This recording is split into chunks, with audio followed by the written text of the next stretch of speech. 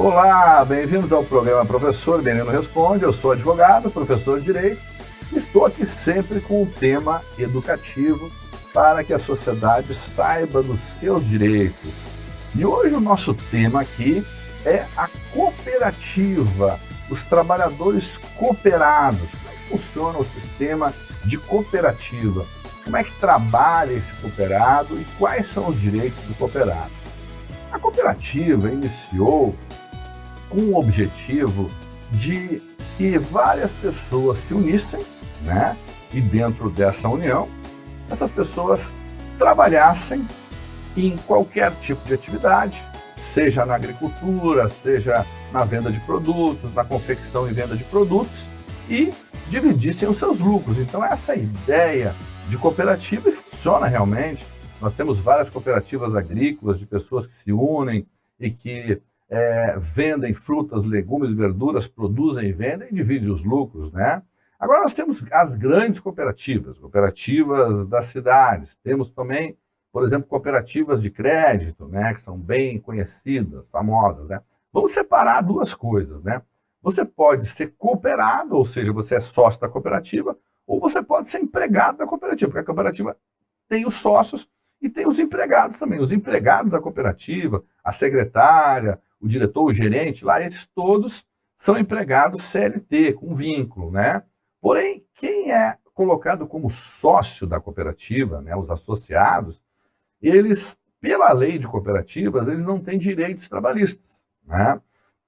Eles são associados, embora a lei de cooperativas ela garanta alguns direitos mínimos a esses trabalhadores, né? Que não têm os direitos previstos na CLT, mas tem lá, ao invés de salário, eles têm a retirada, né? E no final do mês, aquela retirada que ele tem não pode ser inferior ao mínimo, né? Então ele tem alguns direitos só previstos, mas não tem as garantias da CLT. Não tem fundo de garantia, não tem aviso prévio, né? Não tem os direitos que o trabalhador CLT tem. E aí nós temos que identificar muito bem se realmente é uma situação de cooperativa ou, o que acontece muitas vezes, são de grandes empresas fazerem uma cooperativa para fraudar o sistema trabalhista, ou seja, para não pagar os direitos dos trabalhadores, né? Então, como é que funciona isso? Da seguinte forma, né? As grandes empresas, olha, nós estamos montando cooperativa, você vai trabalhar como cooperado. E aí ele trabalha como cooperado, chega no final do mês, ele ganha o quê? Um salário, né? De um valor fixo. E não ganha o quê? O lucro que aquela cooperativa tem. Se ele não ganha lucro, vamos no raciocínio, ele não é sócio. Para você ser sócio da cooperativa, você tem que usufruir do lucro da cooperativa. Mesmo que essa remuneração seja variável de acordo com a produtividade, todos os cooperados, para serem cooperados regulares, eles têm que ter a divisão de lucros daquela cooperativa, que é o objetivo de uma cooperativa. Porque se você foi contratado para uma cooperativa, é cooperado, mas na verdade trabalha como empregado, recebendo ordens, cumprindo horário, cumprindo produtividade, com pessoalidade, recebendo uma remuneração fixa no mês e não recebendo as suas comissões, a sua divisão de lucro, você pode buscar na Justiça do Trabalho o reconhecimento de vínculo de emprego e todos aqueles direitos trabalhistas que não foram pagos naquele período. Você trabalha, por exemplo, 5 anos como cooperado, recebendo lá um valor de 3 mil, 4 mil reais, por exemplo, né? Fixo, mais nada, né? Porque eles dizem, como cooperado você ganha só isso aí fixo, não tem direito trabalhista. E aí o juiz do trabalho, verificando que você tem os requisitos da relação de emprego, é claro, que tem que se provar que você trabalhou naquela cooperativa e a forma do trabalho por meio de testemunhas, colegas que trabalharam naquela cooperativa. Se for comprovado ao juiz do trabalho, por meio de testemunhas, que embora você fosse cooperado, né, trabalhasse na cooperativa, mas que na prática, né, vamos dizer, na teoria você tem um contrato de cooperado, mas na prática você trabalha como empregado. E aí nós temos o direito, o princípio da primazia da realidade, onde vale mais os fatos do que aquilo que consta nos documentos formais. Dentro disso, o juiz vai avaliar o quê? aquele documento, aquele contrato de cooperado? Não, ele vai avaliar justamente a prática do que acontecia no dia a dia, de como que aquele trabalhador trabalhava, de como aquele trabalhador recebia a sua remuneração. Se ele realmente era sócio, se ele tinha a participação nos lucros, ou se ele era um mero empregado da empresa, disfarçado como cooperado pelo empregador, para quê? Para não pagar, para omitir os seus direitos trabalhistas. E se o juiz, por exemplo, reconhece vínculo de um empregado que ganha R$5.000, um cooperado que ganha R$5.000, passa a ser reconhecido como empregado, ele vai mandar pagar desses 5 anos férias sobre 5 mil, de 5 anos, né, são 5 férias, com mais 1/3, 13º, 5 13º de 5 mil, só que tem 25 mil, mais juros e correção monetária, né?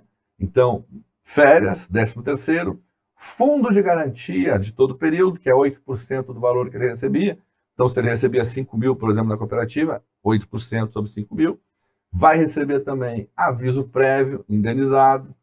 Vai receber o seguro-desemprego de forma indenizada, porque se o empregador não fez o depósito de FGTS, ele não vai ter como sacar seguro, né?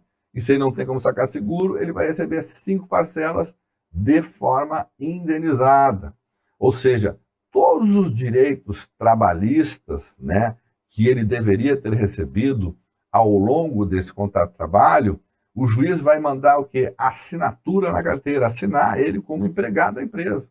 Então ele vai passar a ter o registro de empregado e vai receber de forma indenizada todas as férias do período de 5 anos, 13º, período de 5 anos, acrescidos de multas e juros de todo esse período. O que pode dar um valor aí, acredito, que mais de R$100.000 de indenização para alguém que trabalhou nessa situação.